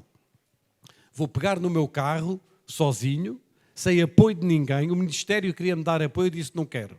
Umas fundações lá portuguesas queriam-me dar apoio, eu disse não quero. A Unesco queria me dar apoio, eu disse não quero. Sou eu sozinho, no meu carro, que vou visitar 20 escolas em Portugal, passar um dia em cada escola, escolas diferentes, escolas que têm uma pedagogia da cooperação, escolas que têm um currículo da convergência, escolas que têm uma profissão colaborativa, escolas da convivialidade e da cidadania, escolas que têm projetos diferentes, mas todas elas têm uma maneira diferente de arrumar o espaço, têm uma outra forma escolar, e vou tentar dar visibilidade a essas escolas, tentar dar visibilidade ao que elas fazem, dizendo aqui está o que elas fazem, pensar com eles e tornar público o trabalho destas escolas e afirmar aquela coisa mais simples, que eu acho que é a única coisa importante que eu tenho para vos dizer hoje, esta coisa simples que se diz em Portugal. Eu sei que em Portugal não se diz bem assim. Há lá uma negativa pelo meio da qual eu me esqueci, não é? Mas esta coisa que se diz em Portugal, talvez no Brasil também, que é que santos de casa fazem milagres, não é? Que santos de casa fazem milagres, não é? E que nós temos que afirmar isso. Claro que para que haja milagres santos de casa, é preciso que lá na política, que lá na sociedade, que lá na tecnologia, nos deem essa liberdade. Criem as condições para que esses milagres aconteçam. Mas isto é o essencial. É o essencial do que eu tenho para vos dizer, é o essencial do que eu vos quis dizer aqui hoje. E termino uma vez mais com o Darcy, que no tempo dos audiovisuais, há 40 anos, dizia que os professores dispunham a partir de agora de aceleradores pedagógicos extraordinários, dizia ele. Ia por ali adiante, explicando como eram extraordinários os novos aceleradores pedagógicos que estavam nas mãos dos professores. Mas para acabar dizendo, apesar de todos esses aceleradores pedagógicos, os professores continuam sendo, dizia o Darcy, o nervo e o músculo da educação. A ideia do nervo e o músculo da educação é uma ideia para mim muito forte que o Darcy nos trouxe, não é? Porque é verdade que o futuro está na escola. E por aqui termino mesmo. O futuro está na escola. O futuro está no trabalho dos professores. Mas não vale a pena uma retórica muito forte sobre o poder transformador da educação. Citar o Nelson Mandela mais uma vez, não é? Citar o Paulo Freire mais outra vez, não é? Citar a Malala mais outra vez. Não vale a pena esse discurso, às vezes muito grandiloquente, sobre o poder transformador da educação e sobre o poder transformador da escola, se ao mesmo tempo não dissermos que só uma escola transformada poderá ser transformadora. Não vale a pena pôr o ponto na transformação se não pusermos o ponto na necessidade de transformarmos a escola e de termos uma escola transformada. Foi isto que vos quis aqui modestamente vir dizer convosco. Deixo-vos o meu e-mail para futuros contactos. Prometo responder a todos os e-mails que me enviarem. Querem um livro, querem uma referência bibliográfica, têm uma dúvida, há uma coisa que discordam do que eu disse, maravilhoso, enviem-me um e-mail, não é? E continuarmos certamente por estas e por outras vias esta conversa. Muito e muito obrigado pelo vosso convite e pela vossa atenção, não é? Obrigado.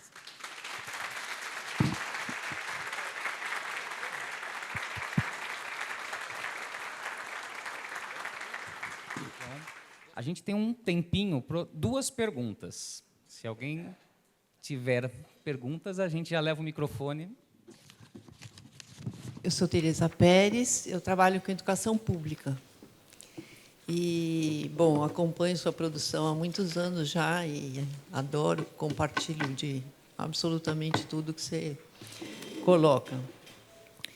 Uma das preocupações que a gente tem tido hoje, muito forte na educação pública, é em relação à avaliação. A avaliação externa que, de certa maneira, inviabiliza, vou exagerar, tá? Inviabiliza a transformação.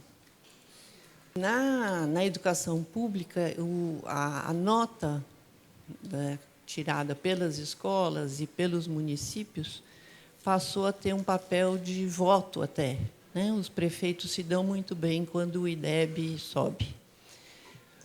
Eu acho que está havendo hoje no Brasil uma preocupação grande com essa avaliação externa, o que fazer, como melhorar, como buscar maior equidade, enfim, mas tem sido uma camisa de força. do mesmo jeito que a Base Nacional Comum Curricular também, que tem uma proposta de uma grade muito fechada, e eu costumo dizer que é a grade curricular mesmo, grade igual prisão curricular, né?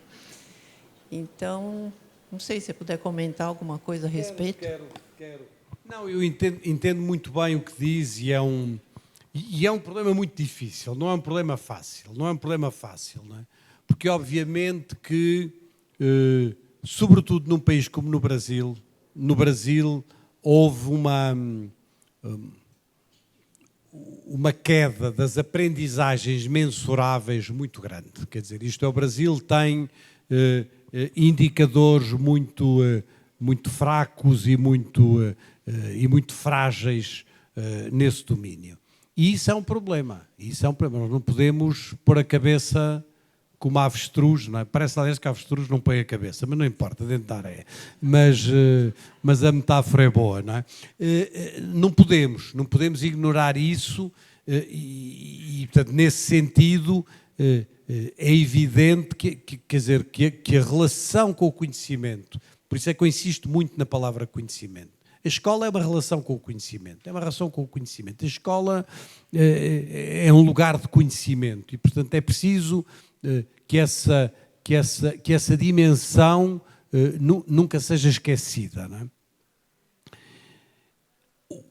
O grande desafio que eu acho que nós temos, e esse para mim é o desafio desta viagem pedagógica por escolas de Portugal, ou o desafio de muitas experiências inovadoras, o desafio que nós temos que conseguir conquistar é dizer, ali não só se faz de outra maneira, como também se aprende mais, não é? Quer dizer, no fundo, o desafio é um desafio de legitimar estas experiências também pelo lado deste tipo de avaliações, não é?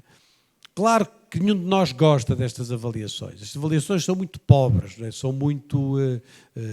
felizmente, elas no mundo começam a mudar.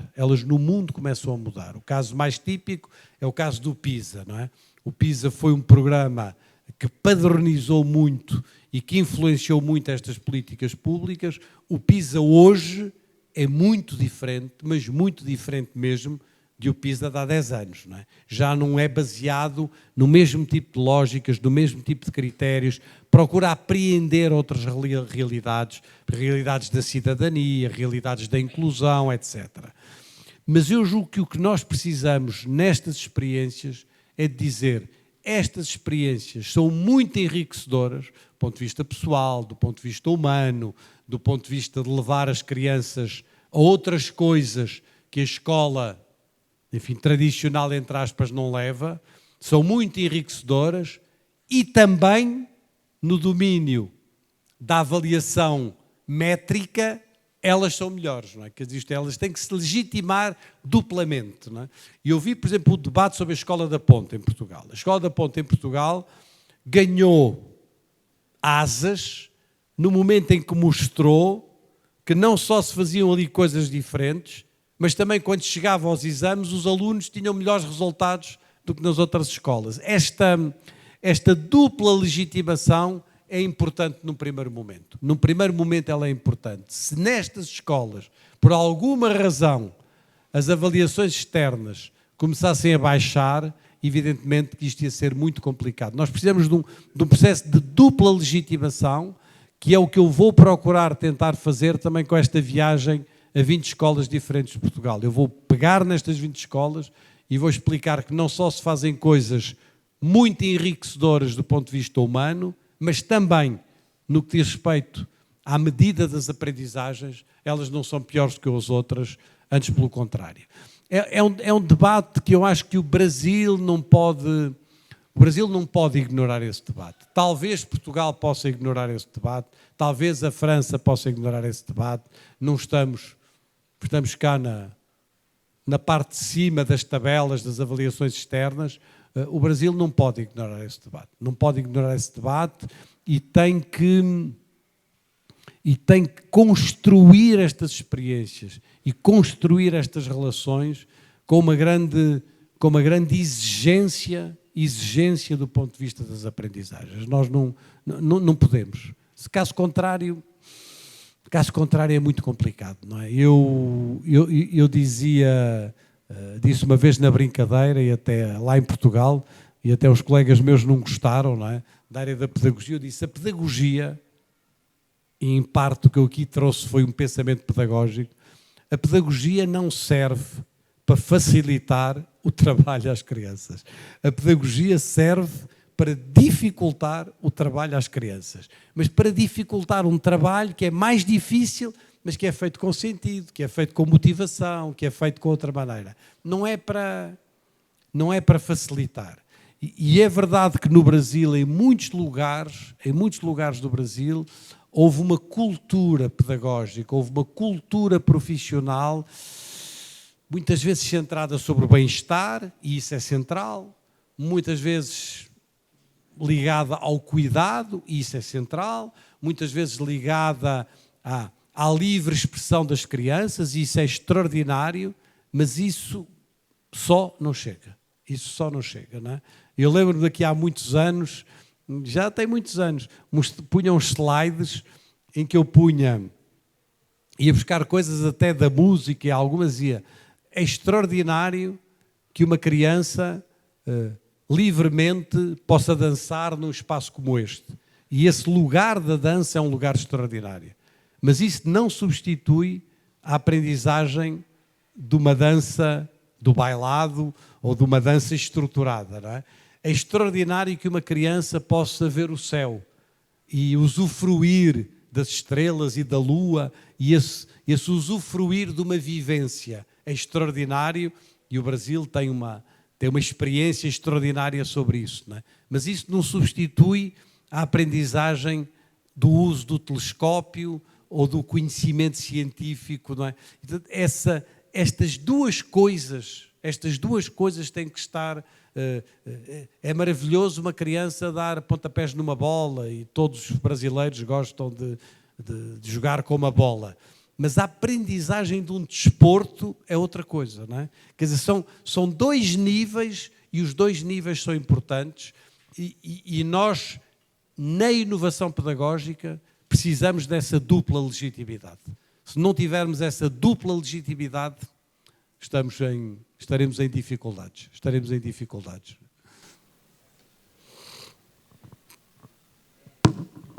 Bom dia, professor.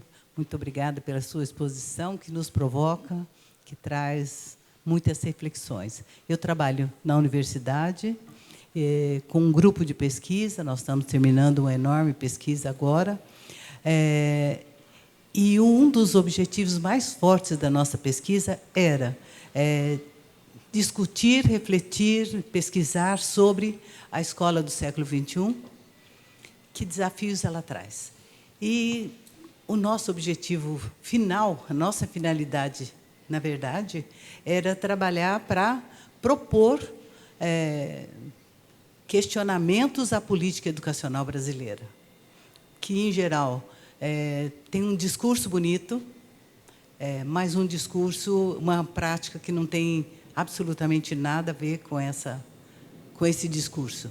E quando o senhor fala a respeito das políticas e diz que os políticos deveriam parar de abrir novas legislações, novas normas, eu diria, de fato, as que eles têm proposto não dão conta por conta da implementação. Mas o que nós estamos fazendo na nossa pesquisa? E aí o meu grupo de pesquisa está quase inteiro aqui hoje, e eu já começo a pôr em questionamento, e agora? Né? Nós estamos publicando um livro a respeito desses resultados, e tem uma forte preocupação com as políticas. Então, eu gostaria das suas reflexões sobre como é que nós fazemos com as políticas. Claro que eu estou a ser radical nessa minha afirmação, né? Portanto, eu estou a tentar construir aquilo que se chama um raciocínio por absurdo, não é? Portanto, estou a tentar construir uma lógica de um raciocínio por absurdo. Porém, eu acho que há duas coisas que se podem dizer em relação a isso, não é? A primeira tem a ver com o relatório que eu aqui vos trouxe, não é?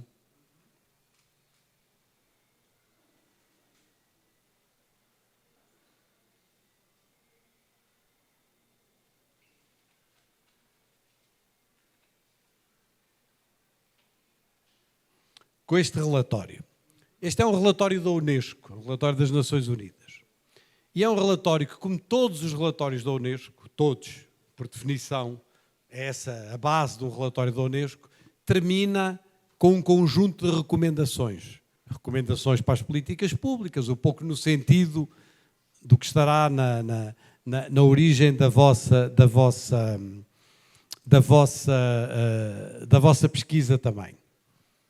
Porém, quando fomos escrever, é a terceira parte do relatório isso, nós dissemos, nós não queremos escrever recomendações. Nós não temos recomendações para dar, não queremos escrever recomendações. E o relatório termina não com recomendações, mas com um convite. Com um convite ao diálogo e um convite à experimentação. Portanto, em vez de recomendações, o que aliás nos levou a grandes problemas junto dos embaixadores da Unesco, que a primeira coisa que ficaram foi ir ver as recomendações. Mas quais são as recomendações para o meu governo? Quais são as recomendações? Não há recomendações. Não há recomendações. E há um convite à reflexão, um convite à experimentação, um convite aos educadores do mundo para, a partir daquelas ideias, se envolverem num debate, numa reflexão, etc. De tal maneira que eu muitas vezes apresentei este relatório, sabe aquele célebre quadro do Magritte, do surrealista, que tem um cachimbo e que por baixo tem "isto não é um cachimbo". Eu acho que nós estamos numa fase em que é muito difícil ir para esse plano das recomendações, e eu acho que o que nós precisamos é de conversar uns com os outros. Nós não sabemos, nós temos tantas dúvidas, não é? Eu lembro-me de uma história do Antoni Appiah. O Antoni Appiah é um etnólogo de origem ganesa que trabalha no Inglaterra e que aqui há uns anos foi chamado a um congresso onde se discutiam aqueles dilemas. As meninas podem utilizar o véu islâmico numa escola pública ou não podem? Podem ou não podem? O debate típico francês. Tem direito de utilizar ou não tem o direito de utilizar? E isto eu sou capaz de estar aqui uma hora a explicar que tem o direito de utilizar, e depois estou aqui uma hora a explicar que não tem o direito de utilizar, não é? E porque é que tem o direito e porque é que não tem o direito. Portanto, são dilemas, e os dilemas não têm uma solução. E o Antoni Appiah, cansado de dilemas destes no Congresso, tomou a palavra e disse: estou cansado destes dilemas. E, olha, estou cansado de vos ouvir ter dúvidas. Olha, eu por mim tenho a certeza absoluta que há valores que são universais e devem permanecer universais, e há valores que são locais e devem permanecer locais. E o pessoal do Congresso, que andava ali todo a discutir, agora vem este para aqui com as certezas dele. Ele disse: não, calma, eu tenho a certeza disso. O que não sei é quais são os que devem ser universais e quais são os que devem ser locais. Bom, e não se pode fazer nada. E ele dá uma resposta muito importante. E não se pode fazer nada sobre isso. Ele disse: sim, pode. Há uma coisa que podemos fazer. Podemos conversar sobre isso. Podemos conversar no sentido mais forte de on peut s'engager dans une conversation. Podemos conversar a sério sobre isso. E eu acho que o que nós precisamos na área da educação, da escola do século XXI, é de uma conversa séria. Uma conversa informada, uma conversa que vem da pesquisa, uma conversa que vem das práticas compartilhadas. E essa conversa é o mais importante que nós podemos fazer, não é? E, ao mesmo tempo, a segunda resposta que tenho para lhe dar não é minha, é do Presidente da República Francesa, do Emmanuel Macron. Não há nada mais centralizado do que a França. Não há nada mais centralizado que o sistema educativo francês. Não há nada mais arrogantemente napoleónico, por definição, do que a França, não é? Pois o Presidente da República Francesa, no início do ano escolar, reuniu o seu governo todo, e é grande, os diretores regionais de educação, os reitores das academias, os presidentes de não sei o quê, e dirigiu-se à nação, à maneira francesa, não é? Maneira, o Presidente da República, Macron, eu dirijo-me à nação francesa e aos professores da França. E durante uma hora, sabe o que é que o homem disse? Eu dizia assim, eu nem acreditava. Durante uma hora, o Presidente da República Francesa dizia: Não esperem nada de nós. Não esperem nada do Governo. Não esperem nada do Presidente da República. Não esperem nada dos reitores. Não esperem nada de nós. Nós não temos nada para vos dar. Porque nós não sabemos. Nós não sabemos. A única coisa que vocês nos podem exigir é que nós criemos as condições para que vocês façam. Para que vocês experimentem. É que nós não vos matemos com burocracias. É que nós não matemos a possibilidade de uma experimentação porque naquela escola o professor tem que dar 12 horas e não pode dar 11 e não pode dar 13 e não tem que ser assim e porque a grade curricular tem que ser assado. Obriguem-nos a nós a criar as condições para que coisas aconteçam. Mas isso é o melhor que nós podemos fazer. O melhor que nós, políticos, podemos fazer é isso. Inventar uma nova lei, inventar uma nova reforma, inventar uma nova resolução. A história da educação é um cemitério de leis, de reformas, etc. De coisas, algumas maravilhosas, nem todas são más, algumas são ótimas. Não é? Mas pouco serviram para mudar a realidade. E, portanto, eu estou hoje numa fase um pouco radical, demasiado radical, porque obviamente que as políticas públicas contam e que não é indiferente uma política, mas estou muito no sentido de pedir políticas públicas que permitam que se façam coisas diferentes e que depois se avaliem e que depois se discutam e que depois vejam as que deu certo, as que não deram certo. Eu costumo dizer isto também na brincadeira, tomo isto como uma provocação. A Escola da Ponte tem 50 anos, mais ou menos. 40 e tal anos. Tem 40 e tal anos. 40 e tal anos é o tempo da nossa revolução, da nossa democracia. A democracia portuguesa tem 40 e poucos anos, vai fazer 50 anos no próximo ano. Houve ministros fantásticos, muitos deles meus amigos. Eu participei em muitas leis. E, portanto, eu tenho lá a minha marca, etc. Mas quando eu olho para os últimos 40 anos, eu digo a Escola da Ponte, pequenina escola, no norte de Portugal, escola pública degradada, numa região degradada de Portugal, não é? Onde havia um desemprego enorme. Aquela experienciazinha pequenina, feita por 2 ou 3 professores primários, não é? Ali, aquela experiência mudou mais as escolas em Portugal do que mudaram as leis dos últimos 40 anos. Não é? Porque foi inspiradora, porque desencadeou coisas, porque mostrou caminhos, porque...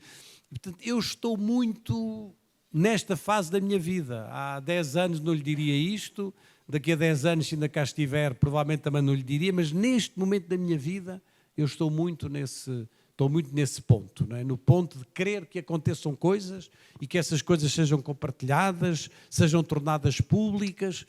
Estou muito por aí, pá. Estou muito descrente da possibilidade de uma política que vem do Ministério da Educação, de uma política. Estou muito descrente disso. Não é? E aqui no Brasil também, por exemplo, eu trabalho muito a formação de professores, não é? Aqui no Brasil. E vejo que vocês há 10 anos, ou há mais de 10 anos, andam a discutir diretrizes curriculares para cá, diretrizes curriculares para lá, depois vêm umas que são boas, depois vêm outras que são más, e vêm outras que são péssimas. E eu digo, façam novos modelos de formação de professores, esqueçam as diretrizes curriculares. Quer dizer, eu disse isso tantas vezes na UFRJ, com os colegas do UFRJ, quando fizemos o complexo da formação, eu digo, mostrem-me lá as diretrizes que vocês andam a discutir, ok. Mas isto impede-vos de fazer isto ou de fazer aquilo. Não impede. E impede-vos, não impede. Então façam. Esqueçam um debate. Quer dizer, estou a exagerar, porque é claro que o debate é importante debater o currículo do ensino médio e é importante debater... Eu não estou a dizer que... Eu sei que é importante, que há uma luta política a travar também sobre isso. O problema é que quando ficamos apenas nessa discussão e não fazemos, não é? E na UFRJ fez-se o complexo da formação de professores, fizeram-se novos modelos de formação com diretrizes curriculares que eram horríveis. Ok, está bem, faz mal. A gente esquece as diretrizes e não. Eu estou numa fase muito do Darcy Ribeiro dizia, eu sou um homem de fazimentos, não é? Eu estou muito na fase dos fazimentos e depois da discussão dos fazimentos e da avaliação dos fazimentos e do compartilhar dos fazimentos, tudo isso. Estou muito nesse momento, não é? Professora, não sei se a senhora percebeu, mas tem um conceito de insubordinação criativa aí. O que a senhora achou?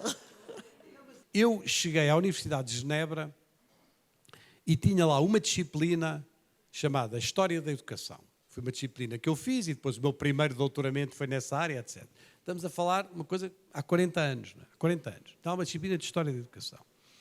Depois disso, eu já fiz 50 disciplinas diferentes. Umas vezes chamo-lhe História Social da Educação, outra História Cultural da Educação, outra Socio-História da Educação, outra Correntes Pedagógicas Contemporâneas, outras Correntes Pedagógicas da Contemporaneidade, outras... Já fiz 200. Na Universidade de Genebra continua a haver a cadeira de História da Educação. É a mesma. Claro que todos os anos fazem coisas diferentes lá dentro. Todos os anos, mas não precisaram de mudar o currículo, não precisaram de dar outro nome, não precisaram de criar outra regra, não precisaram de criar outra... Não, a cadeira está lá. A cadeira está lá. Agora, todos os anos eles fazem coisas diferentes.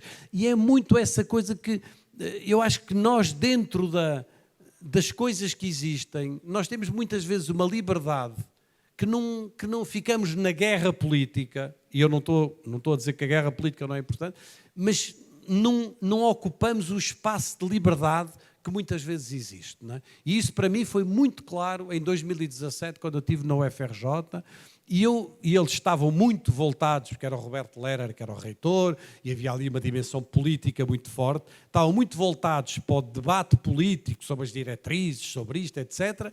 E eu perguntava-lhe, olha, mas isso impede de fazer isto? Não, não impede. E impede de fazer aquilo? Não, não impede.